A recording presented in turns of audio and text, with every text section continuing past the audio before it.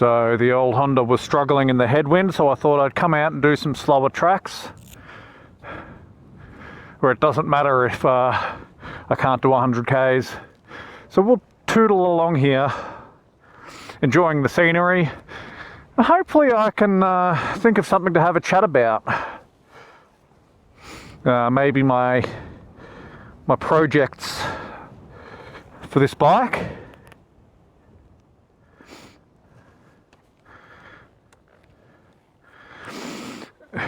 Alley-oop.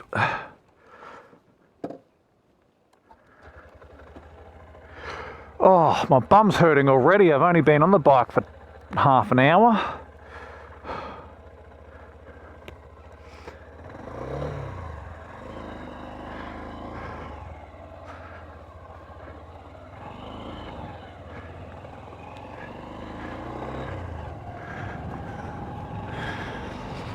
Alrighty, no need to straighten the road out.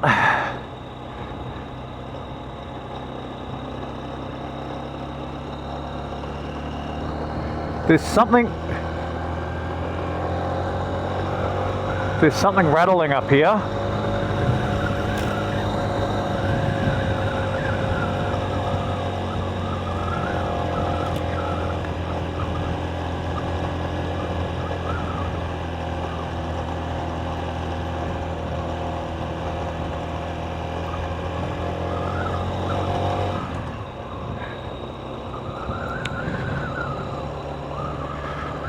Ugh, I know there's not much point in talking while there's such a whistle in the helmet, but it kind of gets annoying riding slowly with the visor down just so I can have a chat. How's this? Still a bit windy. So my last few videos on this bike have just been general maintenance. You know, replacing my brake lever and the bent foot peg. What else have we done? The valves, that was a big job. I should have really been saving up my money to get some new tyres for the 390 Duke, which that's going to cost me around about the $600 mark, which is why I haven't bothered. But I decided instead to throw some money back into this bike. Obviously, as I just said, the last few videos have been replacing parts and looking after it a little, because it was getting a little bit neglected, I'll admit. Anyway, I've thrown some money at the internet and bought a few bogus performance mods. Some of you might know about the EJK, the electronic jet kit. It's not remotely supported by EJK, this bike. They do the Grom up to about 2019, but all of these Euro 5 bikes, they've got some way of telling when there's a device that's messing with the fueling on the bike, and it cuts it out. Anyway, I found a second-hand EJK, you know, just for shits and giggles, really. I wanted to see what they were and what they look like, and it's not something I can plug straight into the bike, obviously. The plugs on it are for a different injector, and so I have to figure out how I'm going to get my hands on a blank plug, and hopefully I can figure out the right wires to unpin from the existing loom. I'm not going to bother telling you what the bike it was meant to go on, because it's hilarious. It's not something I expected to even work, but it's just a project that I wanted to do in my spare time. You know, something I can plug in for shits and giggles, just to see if the device will even register. But also, I want to know if the ECU is going to throw a code and what the code is. Obviously, I've got my OBD2 scanner. I can read the codes on this bike. It's come in handy for me already. Now the other thing is I ordered a device from RaceXt or Race EXT. I don't know how you want to pronounce it. RaceXt. It's a device that interferes with the air intake temperature sensor. Presumably so you can tell it that, I don't know, the air's colder than what it is, so the bike will run richer or leaner, or I don't really understand how it's supposed to work, but it splices the wire for the intake sensor, temperature sensor. Now, the RaceXt device is theoretically supported by, you know, the CB125F, which I'm curious about because I really don't think it is. I think they've just Googled a list of bike models and thrown in, you know, saying this device works on everything, and I think it'll fail for the same reason that the like the EJK will or would have, is that the ECU runs tests and comparisons against all the sensors, and if something's not adding up, then it's likely to throw a code. But at the same time, I am curious to see for myself, if it's going to not work, why won't it work? The only thing I am a bit hesitant about with the RaceXt one is that it is going to splice a wire. It's got one of those push down clamp type splicers. I just need to make sure that I've got enough slack in the wire that I can put some crimps in there to fix it up if I need to. You know, splicing a wire isn't a big deal so long as that I can use some crimp attachments and some shrink,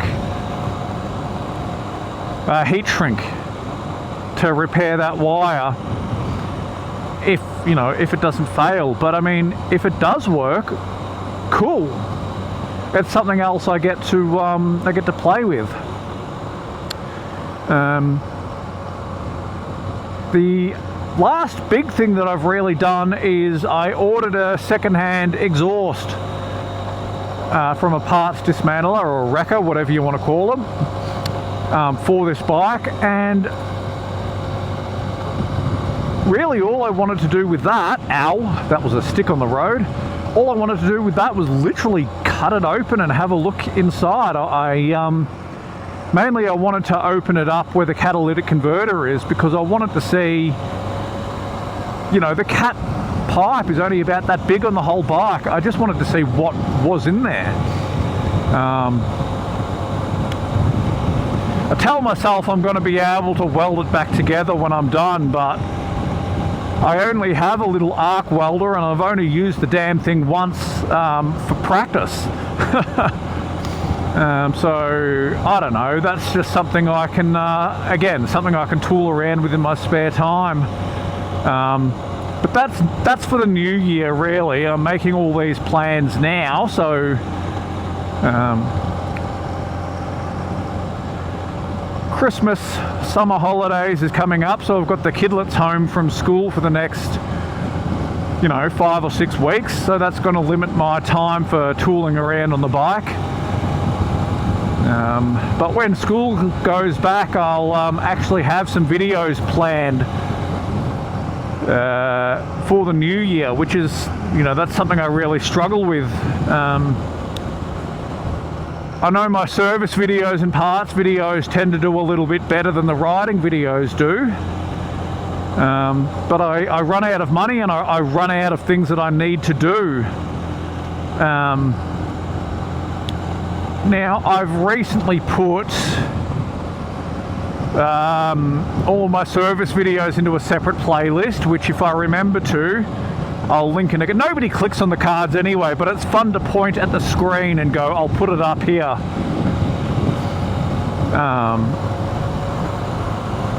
So, you know, if you are interested in that, that's something you get to look at. I'm actually going to turn right because I don't want to go that way.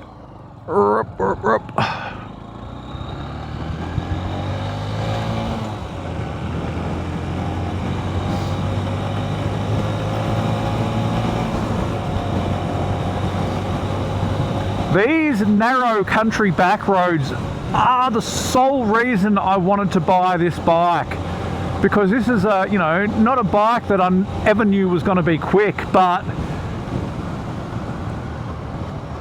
you can't beat the economy, and it is something that I enjoy doing, is just going slow down country roads and just having an explore.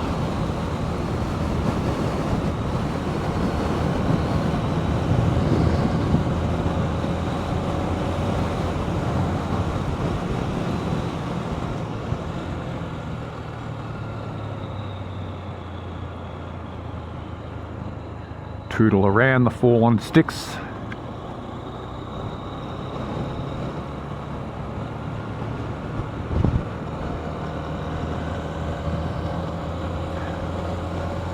I feel like this little 125 is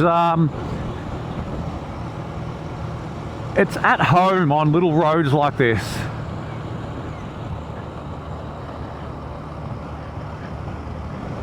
You know, if the question comes up, why did I want a 125? Like, why did I want such a little bike? And it was for little roads.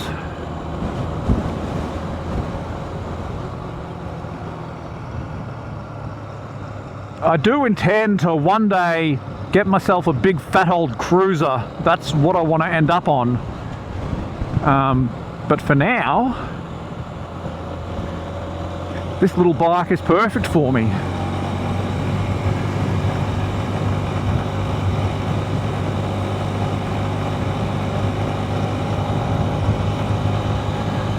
The 390 Duke is a good bit of fun, but it's always weighing on me that it uses almost twice as much fuel as this bike does. And sometimes all I want to do is tool around.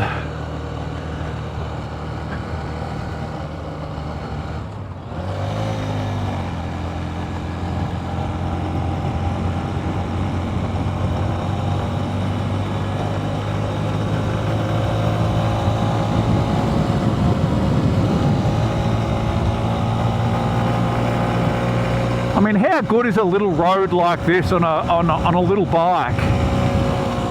Excuse my stutter. I try to keep that out of my videos, but whatever.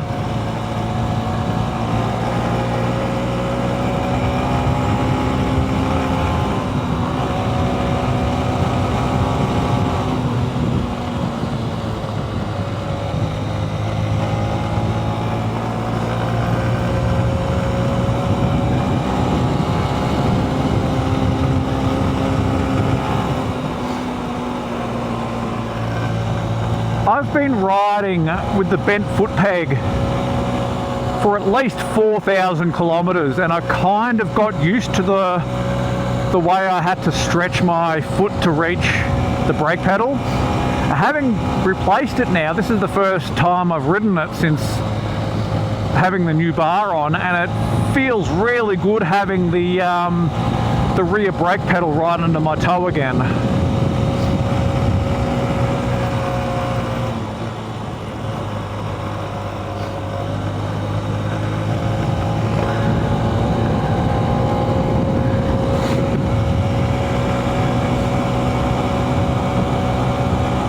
I recently got my nose pierced, and now I'm paranoid I'm going to rip the thing out with my glove every time I go to like wipe a bit of booger from my nose. I mean, not just for safety, it's also a tissue.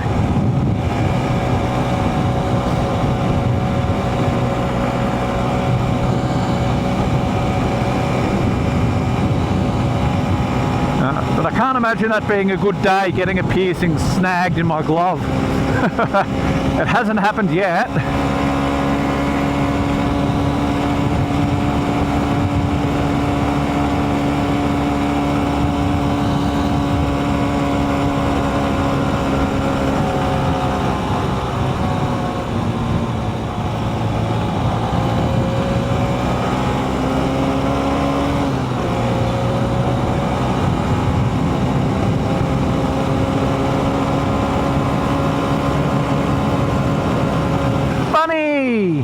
GoPro won't even see that, will it?